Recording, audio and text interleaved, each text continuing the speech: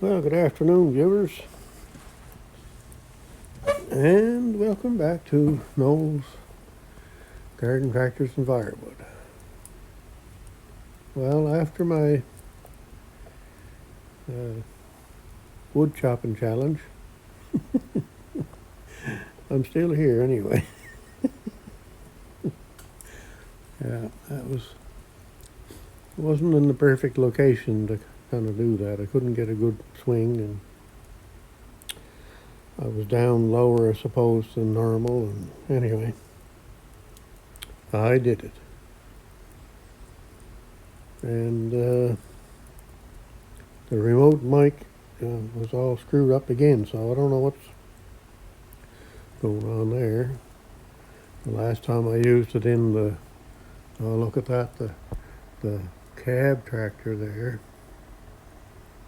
last week I guess it was all screwed up. The sound was all screwy in it, so I don't know what's going on. So today when I used it, I guess it was all screwy again. So I was in a different location and with no motors running, so I don't know what's wrong with the thing. But there's two microphones in it, so I think I'll try using the other one that's in the package and see if that makes any difference. But anyway, it's just a cheap thing off Amazon anyway, so hard to know what is what with it. So I'm here at me fire, and I got me fire going, and I got myself a homemade coffee, and I had a couple of Oreo cookies. They were kind of tasty with the coffee.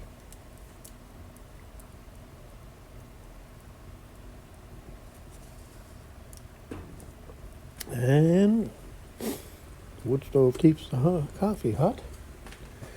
So I'm doing a couple of things here this afternoon, maybe. I don't know if I've mentioned or if you've seen or whatever. I was charging this battery here the other day with that, so. And I kind of figured that this battery is no good, but I thought I'd try it anyway, so. Charged it all up, and I've left it sit now for a day, at least a day and a half or maybe 2 days. I can't remember how long it's been. So anyway, I checked the voltage in it here, and it kind of surprised me. It's 12.75 volts. I kind of figured that it would only be 10 or 11. But I guess that's a good sign. Anyway, I got a little load tester here. It's not really the right size for the battery, but it'll kind of give me an idea. So I'm going to stick that on and see what happens there. Now, I don't know where I can fit this so you can see what's going on. Let's see if we can fit you under here maybe.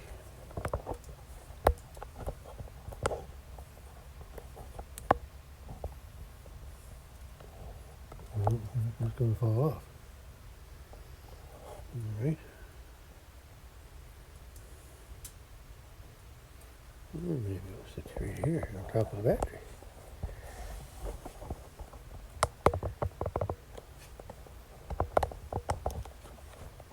Get you where the meter is about. I can hold the meter up maybe. Yeah, we'll try that. You don't need to see the cables hooked to the thing. We'll see how that goes.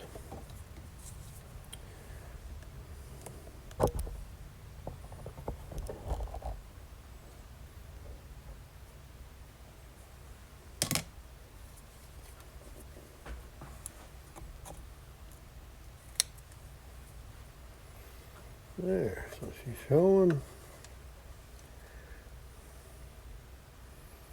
You can see there she's almost 13 volts.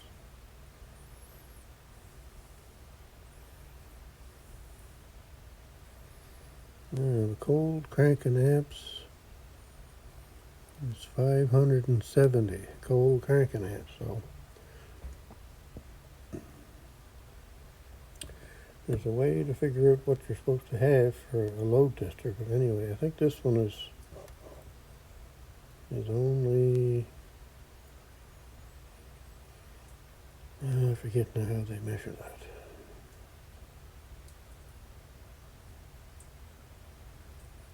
Anyway, I figure if I can get that needle to stay in the green part where the 600 is, and in there, if I can kind of get it to stay in around there for a 10-second period, then it might be good. So I'll get my other phone, and I'll set the timer on it.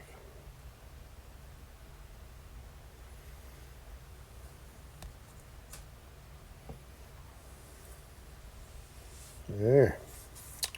This is high-tech stuff here too, boys. Holy cats. It's just quite a high-tech system in this garage.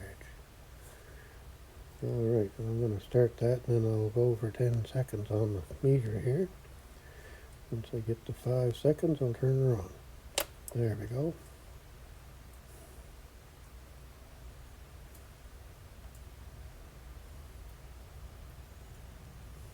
Ten seconds.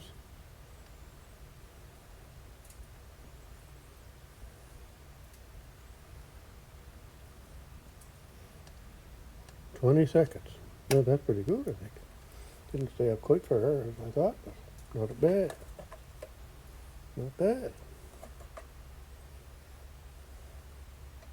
Like I say, it's not really the right load tester for that size of battery, so I'm not sure.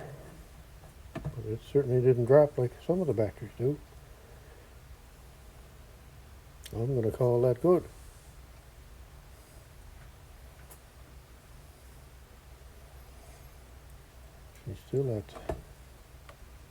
She's come back up to 12 and a half or so. All right, well, me thinking that the battery was no good, I'd say it's good.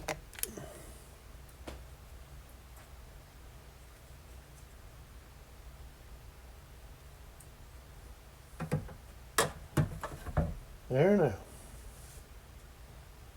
So that's good. Now, I'll go on to the next foolish thing I'm doing. Now, some of you may know that I have an old Ferguson tractor, a 1951 TEA 20 Ferguson tractor. And in August of each year, there is a plow match here, where people come and take their plows and plow up the ground. And everybody sees who can do the best, I guess. So.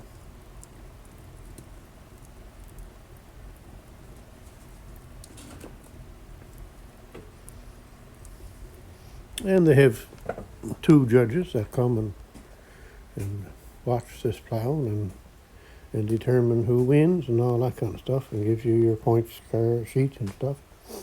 So a buddy of mine that I plow with sent me plow tips the other day. I didn't get them quite out all the way yet, but so my plow tips are worn out, and that's just the way that is. I can get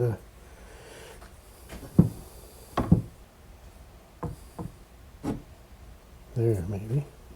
I'll use this for a pointer.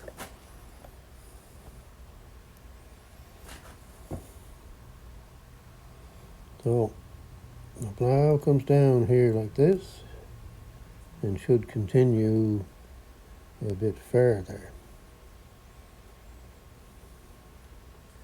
And then underneath here, at about this point, this should kind of go downward to meet up with the top part.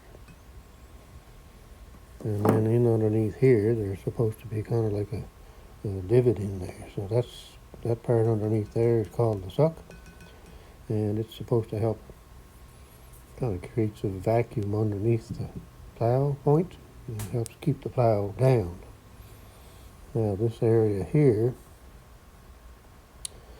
when it's going along the ground, of course, you're going to want to try to pull the plow downward. But when it's worn like that, this side is trying to push the plow up out of the ground. And that was my problem this year. And of course, I should have known better. I did all my plowing.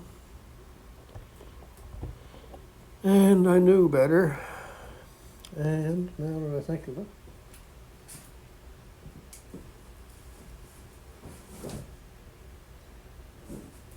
I think I've shown this before, probably, back in August.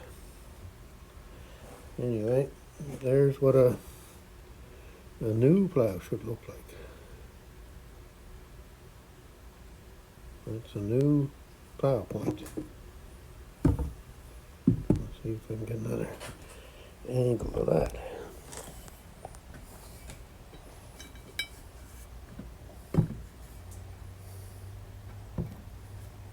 There, those are at about the same distance.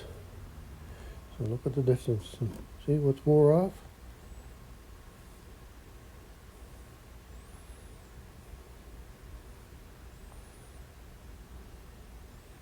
It's amazing the amount of metal that gets worn off. So there's a little divot in there, like I say, it's called the suck part. Anyway, when I first started plowing, my plow had points like that on it, and I came in last. So I put those on the next year, I came in second. Obviously makes a big difference. So anyway, these I had, stuck with me, went down to the plow match. I looked at these just at the top and I thought, oh, they don't look too bad, so I never looked at the bottom.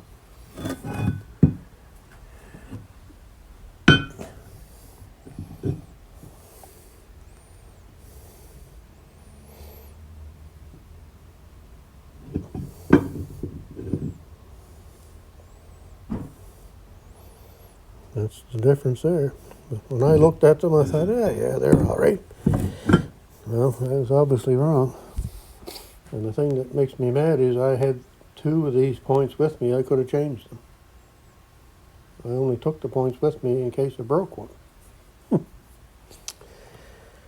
Oh dear, this makes you wonder some days.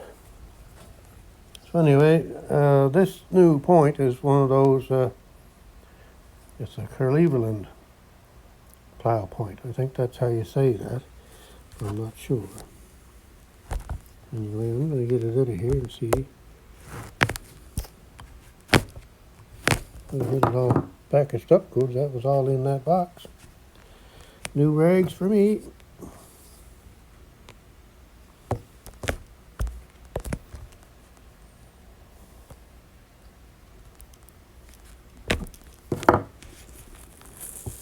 There.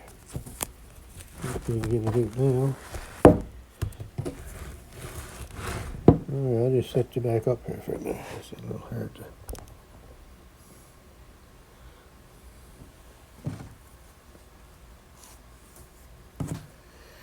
A little bit too hard to do.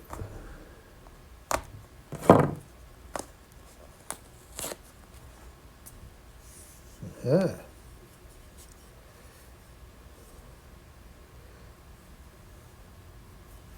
So, what he's saying, and you can see the edge of that,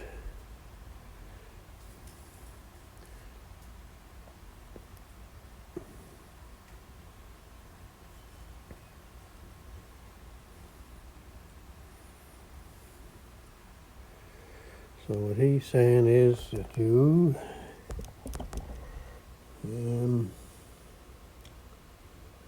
like these would be much harder metal on these. These are kind of I think kind of a cast iron steel mix, I guess, of some sort. But anyway, these got to go on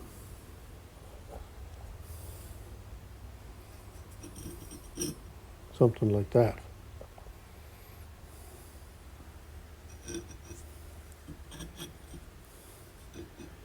I believe, anyway.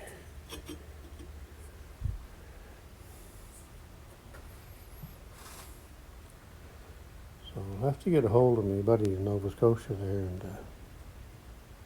and he'll tell me what to do.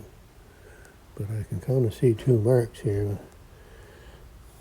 Looks like here and maybe there. I don't know if he marked that or not, but anyway, he did say that you have to cut these off, and then cut off your plow point.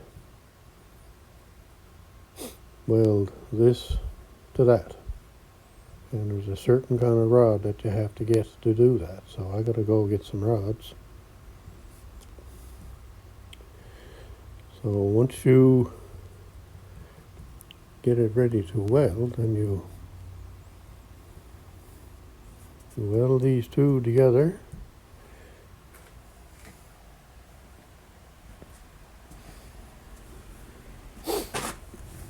And you take it over and you put it in your fire.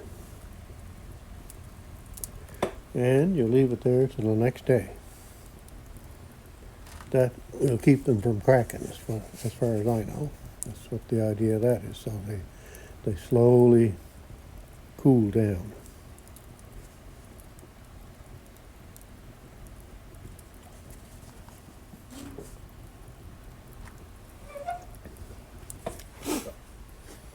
Anybody with welding experience wants to chime in, let me know what they know. That'd be great. I need all the help I can get. Because I'm not an expert welder by any means. Anyway. So there we go. There's another things that I'm doing. And I still gotta fix that thing one of these days. I'll get at it. Oh, that's good. I got a good battery there. I'll have to put my tester away. And that'll be it for now, I guess. So, thanks for watching. And I hope you're having a great day wherever you're at.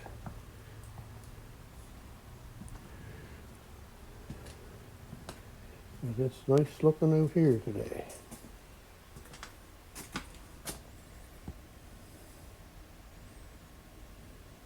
Maybe winter's not going to come. That would be good. No winter. Anyway, all right, so that's it for now. Have a great Friday evening. Goodbye.